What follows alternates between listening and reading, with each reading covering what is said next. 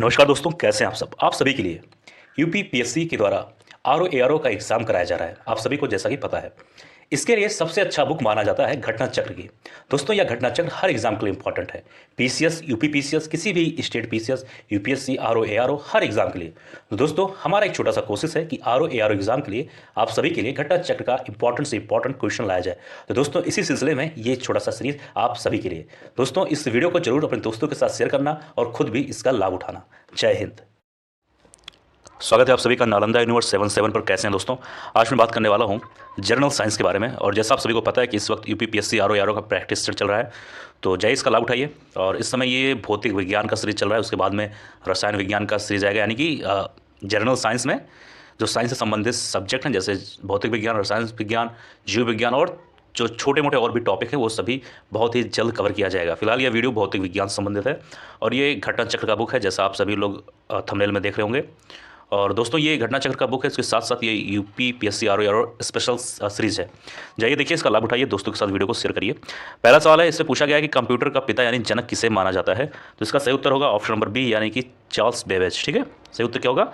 Charles Babbage. ठीक है, तो ध्यान देना कि 1837 में सर्वप्रथम चार्ल्स बेबेज ने कंप्यूटर की अवधारणा को मूर्ति रूप प्रदान किया था। सबसे पहले कब हुआ था?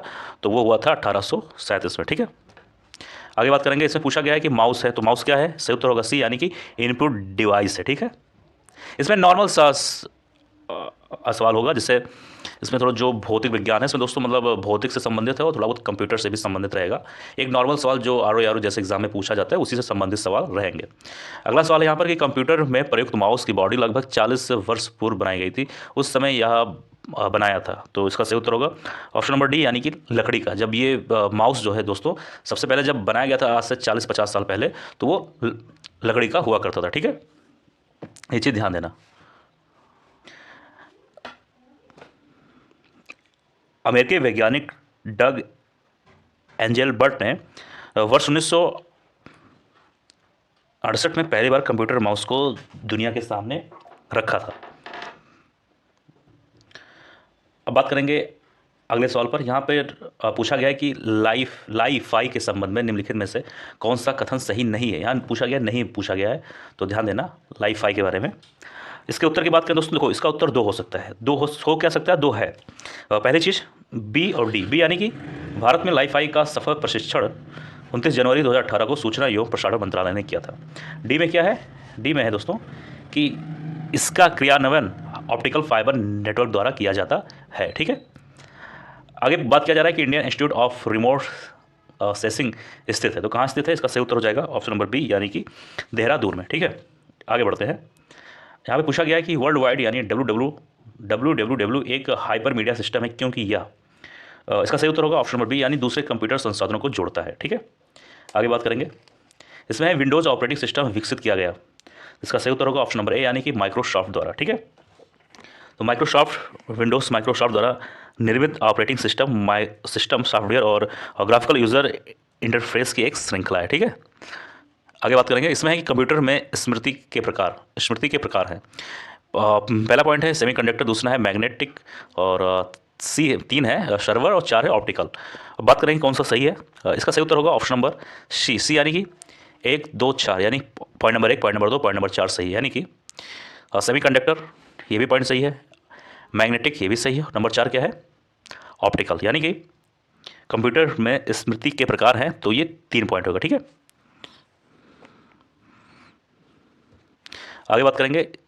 इसमें पूछा जा रहा है कि WLL का अर्थ है, तो इसका सही उत्तर होगा ऑप्शन नंबर सी, यानी कि वायरलेस इन लोकल लूप।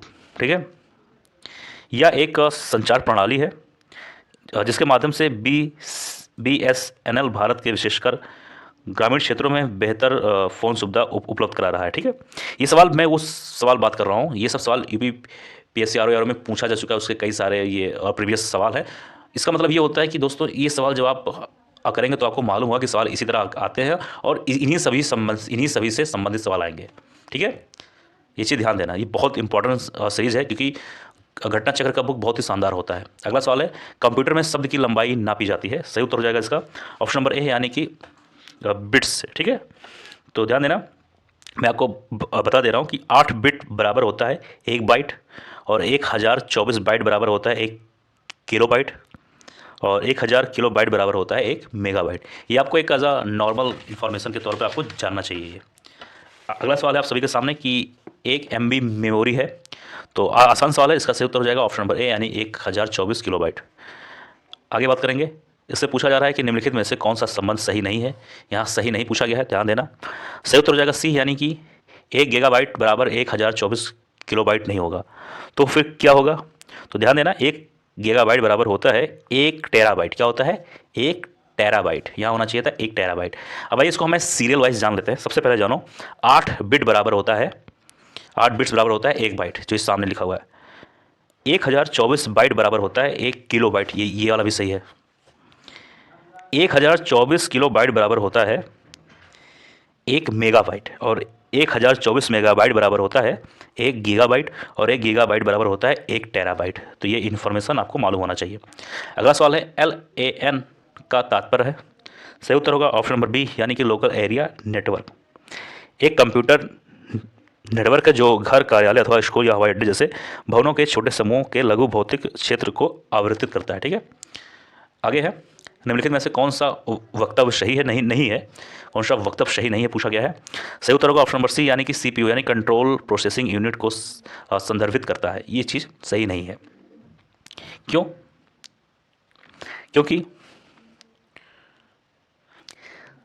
क्योंकि दोस्तों CPU का पूरा नाम ये नहीं है। CPU का पूरा नाम है सेंट्रल प्रोसेसिंग यूनिट। ठीक है, यानी कि ये तो नाम है, सॉरी माफ़ करिए, ये नाम तो है, लेकिन दोस्तों ये नाम जो है ये इसका इंग्लिश में है। कंट्रोल प्रोसेसिंग यूनिट जो है वो इंग्लिश में है, लेकिन यहाँ पर लिखा हिंदी में है। तो हिंदी में यहाँ होना चाहिए था कंट्रोल प्रोसेसिंग यूनिट का जो हिंदी होना चाहिए था केंद्रीय प्रोसेसिंग इकाई होना चाहिए था, लेकिन यहाँ हिंदी में लिखा हुआ है कंट्रोल प्रोसेसिंग यूनिट, जो कि गलत हो जाएगा। ठीक है, आगे बात करेंगे। ये जो CPU का फुल फॉर्म सही है, लेकिन ये हिंदी में लिखा है। हिंदी में इसका मतलब होना चाहिए था केंद्रीय प्रोसेसिंग इकाई, लेकिन यहाँ इंग्लिश वाला जो फुल फॉर्म है उसको हिंदी में लिख दिया गया है, जो कि गलत है। आगे निम्न में से कौन कंप्यूटर हार्डवेयर नहीं है, यहाँ नहीं पूछा गया है। तो सही उत्तर होगा ऑप्शन नंबर बी यानी कि कंप्लायर। ठीक है, तो कंप्लायर जो है, तो कंप्लायर ये कंप्यूटर हार्डवेयर नहीं है। ठीक है, तो ये चीज़ ध्यान देना। कंप्लायर एक या अधिक कंप्यूटर प्रोग्रामों का समूह होता है जो किसी उच्च स्तरीय कंप्यूटर भाषा में लिखे प्रोग्रामों को किसी दूसरी कंप्यूटर भाषा में बदल देता है। ठीक है, जिस कंप्यूटर भाषा में मूल प्रोग्राम होता है उसे स्रोत कहते हैं तथा इस प्रोग्राम भाषा को स्रोत कोड कहते हैं। समझ में आया? तो यह था आज का वीडियो। मुझे उम्मीद है वीडियो पसंद आया होगा। किसी सवाल में कोई डाउट, कोई परेशानी, कोई चीज़ ना समझ में आओ जरूर कमेंट बॉक्स में लिख देना। मिलते हैं किसी और वीडियो में। जय हिंद, जय भारत।